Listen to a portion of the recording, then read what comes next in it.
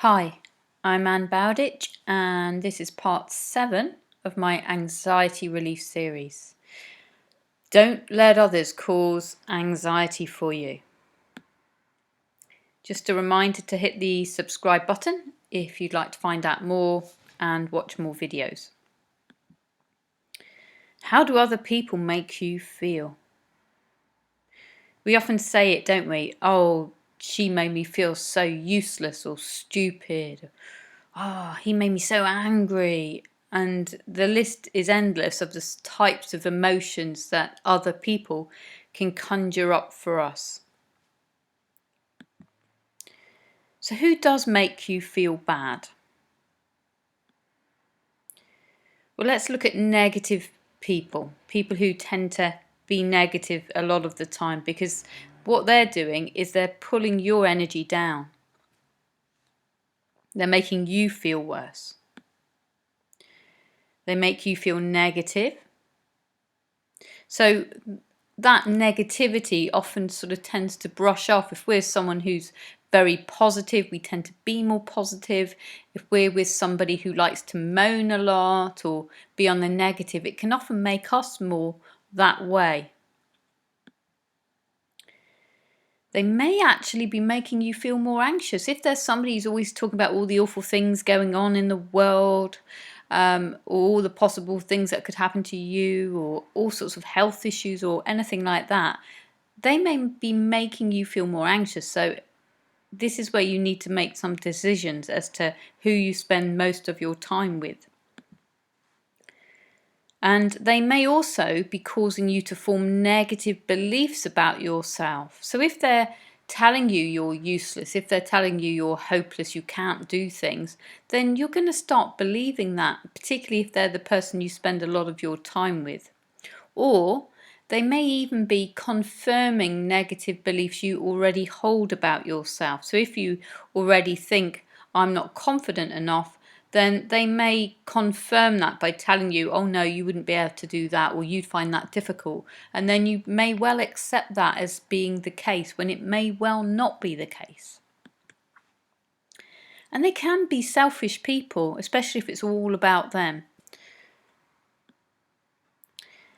Something I was told when I did my hypnotherapy training was nobody has the right to make you feel bad or to make you feel a certain way. We need to take that right back and not let others impact how we feel.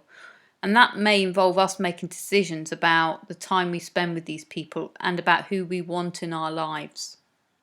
Very often with issues like anxiety, some people in your life may, without knowing it, like you to feel anxious because it puts them in a certain position. Maybe they're the carer type of person, or maybe they're the controlling type of person. So you being anxious may be doing them a favor because they've got you where they want you. So when you start to change, they may not like that, so they may try and put you down more or make you feel insecure. So be very aware of that as a possible issue. And just remember, nobody has that right to make you feel bad. So you need to start taking charge of who you have in your life, the impact they have on you. And sometimes you need to tell somebody that their behavior is not right. So let's spend time in the company of people that we want to be in the company of. People that make us laugh, people that energize us, make us feel good. These are the people that we should be spending our time with. Positive people. People whose energy energizes you. So you come away from them and you feel better for it. You just feel good in yourself. They may reinforce positivity. They may be the person who says to you, of course you can do that, or I'll help you do that. Somebody that you can go to and you don't feel judged and they just tell you what you need to hear at the time. These are good people to be around. They may be moving you away from that anxiety. Now, you can see you want to be with these people. Encouraging you to believe in yourself. This is so important. Ideally, we want you to believe in yourself. that you don't need others to help you. But if you have somebody who's encouraging and supportive and tells you you're good, well, why not have that person in your life? That's good. That's really positive. But not to rely on that. Maybe they want to listen to you. Maybe they're happy to sit and hear what you have to say rather than cutting you off and it always being about them. So that relationship, whether it's with a partner, a friend, a family member, it should be a two-way thing where you can both encourage each other, you can both listen to each other and support each other. So ask yourself, how do I feel about meeting up with this person? So if you're planning to meet somebody for a coffee, then how do you feel? Do you want to meet them? Are you already feeling drained at the absolute prospect of meeting them? How do you feel whilst you're with that person? So do you laugh? Do you feel down? Is it so negative that it just brings you right down? Do you even feel insecure? Or do you feel that they're superior to you in some way and therefore you feel bad? How do you feel after being with that person? So again, do you feel energized? Or is there more of a negative feeling? Sometimes you can be with somebody who makes you feel really good while you're with them, but their energy's so up there that afterwards you feel drained. That may not be a negative because they've given you a really good feeling while you're with them. It just might mean that you need to plan what you do afterwards and have a little bit of recovery time. So whether it's a good thing or a bad thing, what is it about that person that makes you feel a certain way? Do they remind you of someone? Is it that they are reconfirming a negative belief you have about yourself? Do they build you up to be more brilliant, more powerful and confident than you would normally feel? So what is it about that person that makes you feel that way? Really important. This is something we do let into our lives so often and far too much. Do not let judgment from others affect how you feel about yourself. You should feel good about yourself, and whatever anybody else believes, it's down to them. It's about their life, their perspectives on life, their life experiences, how others have treated them. That judgment belongs to them and not to you. So know who you are and what you are about, and be okay with the person you are. Whether you're quirky, different, whether you even think you're weird, I prefer to use the word quirky.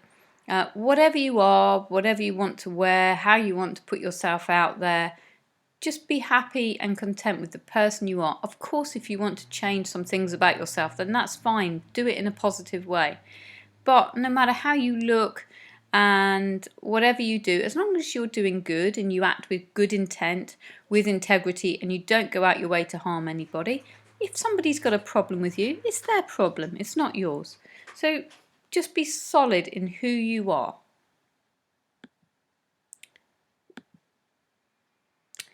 So things to know about you. You are definitely good enough. You're more than good enough. If you don't believe it, it's something you need to learn to believe. And that will involve working with the mind to do that and achieve that.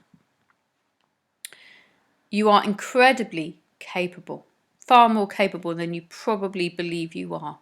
You can do more things than you think you can.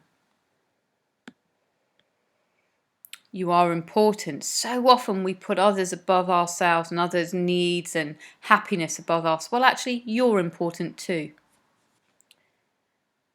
You're fantastic as you are. Like I say, if you want to change something to make your life better, that's all fine. But just know that you're great as you are. Again, don't let others have a say in that side of you. You're awesome. I meet so many incredible people who suffer anxiety. But the thing that I see in them is how great they are. And then they begin to believe it because we start to work on that belief system and on those issues that caused the anxiety in the first place.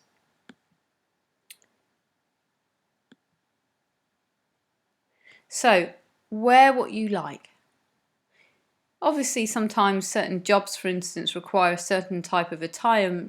There are certain things we need to abide by, but in your own time, wear what you like. I'm a either shorts and t-shirt or joggers and t-shirt person, and at a weekend, you'll rarely find me outside of those types of clothes. If you want to be scruffy, be scruffy. You don't have to change the way you are for others. I think now with social media, we're in such a world where we see all these images of people looking so amazing, loads of makeup, the hair done right, and all the rest of it, that we feel insignificant and we don't feel we're good enough and we don't feel we're pretty enough or our body's not the right shape. But actually, the truth is that these things are often tampered with. The images are tampered with quite often. And don't forget, these people know they're going to have their photo taken. They want to look that way. Just be okay with who you are. And if you want to be a bit scruffy, be scruffy. Sometimes the house gets messy. I have a very busy week, and throughout the week there does tend to become more and more paper around my workstation, which I actually like to have in the lounge, even though I have a separate studio for seeing my clients, which is a completely separate building, because I like to spend time with my cats when I'm not with clients. I do use the lounge as my main studio because then I'm nearer the cats, and occasionally it starts to get a bit paper heavy, but it will get a clear up, and you just got to accept that that's the way it is. And in fact, I prefer it if I go into somebody's house whose house isn't particularly completely clean and tidy. I prefer it to be, a little bit lived in, really. I think that feels more homely. As I say, it's okay to be quirky. One of my bosses once said to me that I was quirky. And actually, I ended up taking it as quite a compliment. I thought, well, that's okay. I don't mind quirky. I can do that. And it's probably true. I am probably quite quirky. Everybody has skills and talents, including you. Very often when people experience anxiety, they doubt themselves so much, and they ignore the things that they do really well. So for instance, if you play a musical instrument, or if you have some other skill or talent, or perhaps you're just really good at your job, well, acknowledge these things. Acknowledge what you're good at. Sometimes, again, people feel they need to make others happy or appease other people. Sometimes it's just for a quiet life. Well, actually, if you don't want to do something, you don't have to do it. Don't feel that you are obligated to do certain things. There are a few things in life where maybe we are a bit obligated, but on the whole, there's lots of things in life that people sign themselves up for, maybe a night out, and they don't want to go on that night out, and they hate the thought of going. They may not even enjoy themselves while they're there, and they wish they hadn't gone. Well, if you don't want to go, if you don't enjoy those types of things, don't feel obligated to do them. You're great as you are. Do what makes you happy. And doing what is right for you is not selfishness, it is self-preservation. It is good for you. And it is important. Most importantly, it is up to you to feel good about yourself. It is up to you what you do in life, even down to the job you have. Do not feel pushed into doing things for other people. You must feel good about yourself. You must not rely on other people to make you feel good or significant or needed. You've got to feel good inside of yourself.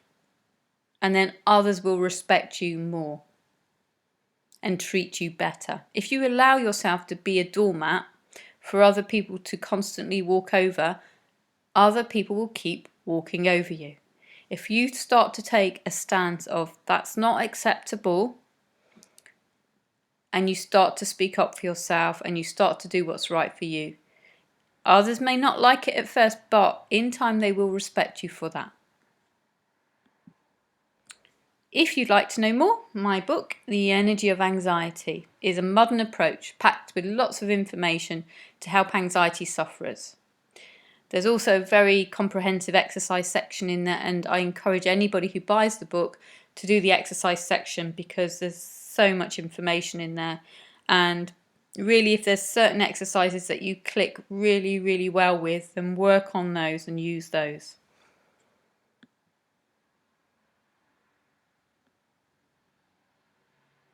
So thank you for watching. If you want to watch more videos in the series, then please just subscribe and hit the bell. Thank you again. I've enjoyed making the video.